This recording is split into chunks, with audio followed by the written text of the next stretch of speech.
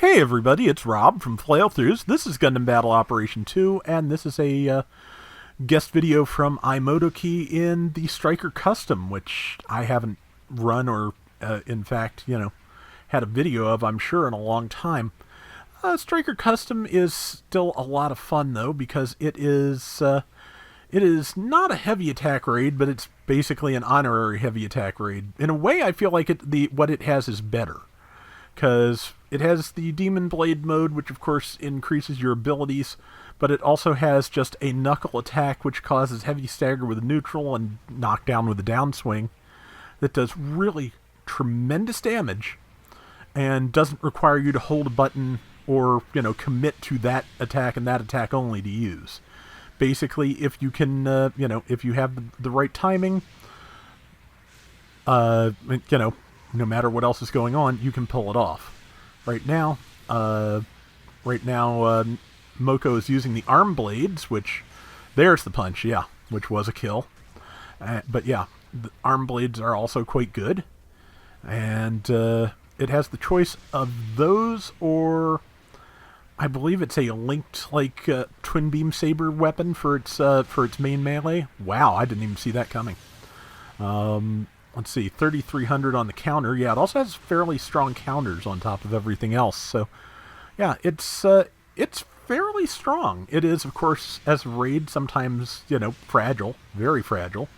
But yeah, I think its other choice for main melee weapon is those swords linked, as I recall. Okay, yeah, you saw that. That's the big punch. That Gelgood cannon had half its health, and then then Moko used the big punch, and then it didn't have half its health. So yeah, that's like I said, it's not quite a heavy attack, but it is as close as the Striker Custom certainly needs to get, especially paired with the Demon Blades, or the Demon Blade upgrade, which I believe ups attack and speed. So I think it does attack. I'm sure about the speed. The attack I'm not sure about, but I feel like with a name like Demon Blade, it ought to. And there's the Jagan, which, yeah, and that the Striker Custom was also one of the first things to do the, to really lean heavily into the combo forever thing, which a lot of raids can now do. But yeah, got 3 hits with that. Tackled past the the Echo's Jagan's melee swing. Unfortunately, things are now kind of spawning in on top, which is kind of tricky sometimes. But yeah, it uses the, I think, Gym 2 beam rifle, which is one of my least favorite beam rifles in the game, just because it can really only get off a couple of shots without, cooling down fully. So it's kind of a good choice in its way for a raid with this many melee abilities, because you give it stun ability so it can get in, but, only so much of it, which I think is a fair balance. But yeah, there's the stun. I think it glanced off that Jetta's shield. And man, that sounded like a coherent sentence, and not me realizing in the middle of that exchange that was a Jetta. Very smooth, nice. Anyway, let's see, that's going to be a big punch. Or, oh no, it was going to be just the jab to cause the heavy stagger. But there is a good shot there. And yeah, the big downswing with the twin swords is usually fairly effective too. So, like I said, it's got good melee ability. It's also a little bit exploded at the moment, but that happens. That happens to a lot of raids, especially when they're trapped in the corner with like a half dozen other things. But yeah, that is the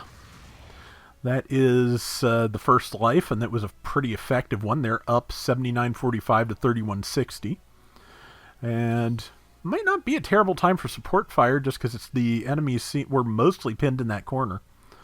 But as you can see, they never took point E, but they did take F. And so the enemy is pretty well pinned back in this corner if they want to go from there, which kind of seems to be the plan. I see a bunch of people, moving into the base with Moko. So yeah, I think it might just be one of those, get way far ahead and then, set up camp in their base kind of rounds.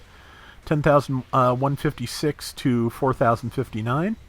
I will say that even though bad rounds are plentiful in Gundam Battle Operation 2, like just getting pushed back to your base like this and spawn camped forever is a lot harder to do in GBO2 than it was in GBO1. Like, basically half of every round I played on the mountain map past a certain point was this, and it was incredibly frustrating. And it was usually on the Federation side. There was some kind of imbalance in how that map was designed at the time that just did not work out well for the Federation. It was just, as I recall, it was Xeon pushes you back to back to your base and then wins everything forever. That's how I remember it anyway. I could be misremembering. I have a big problem with that because, Brain is a kind of a faulty piece of goo. I mean, just not mine specifically, just in general. That's kind of in the design specs. Real quick kill on that Gelgoog cannon because it had no health left to speak of. Echo's Jagan gets stunned again, and big downswing, caught it during the counter tackle.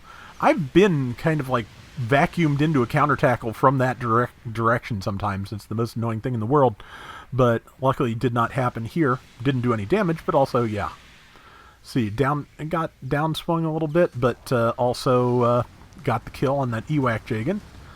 And, got out of the way just in time, because of course with, since when you get downswung by your allies, for better or worse, oh boy, that's a big gun coming out. No? Oh no, it's just the Gelgoog cannon. But, when you get downswung by your allies, Demon Blade to tank a shot, very nice.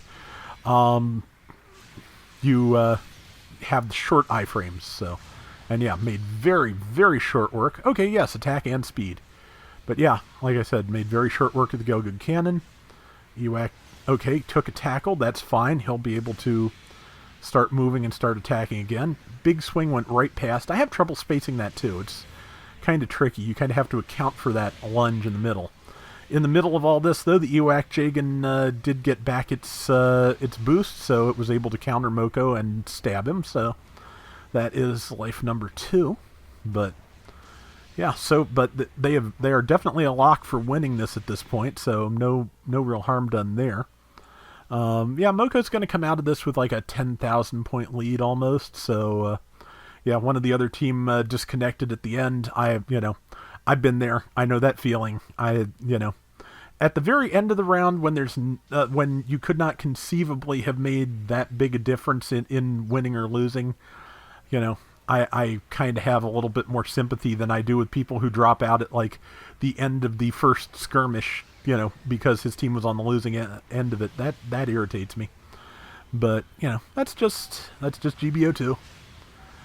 And there's the Gelgoog cannon, which is about to die. Tackle to keep it in place. Swing. Yep, priority won it. And yeah, I think Moko was just kind of being nice there, and because moved a little quicker and he could have just demolished that with the time that was left. Regardless, though, that is a really good Striker custom round. 150,000 damage. Nice. 6 and 2. And 45-34 out of the 18k on Moko's team. So, yeah, that is going to do it for today's Gundam Battle Operation 2. We'll be back soon with more. Till next time, everybody take care and have fun. Later! Striker Custom is definitely up there on my please do a G-Frame or Gundam Infinity figure of that, because just Striker Custom and Gym Striker both, because yeah, I don't think we have any. There's a Gym Striker model kit, but I'm pretty sure there isn't anything at all of any kind that I know of for the Striker Custom. So yeah, I'd like to get that see that get made.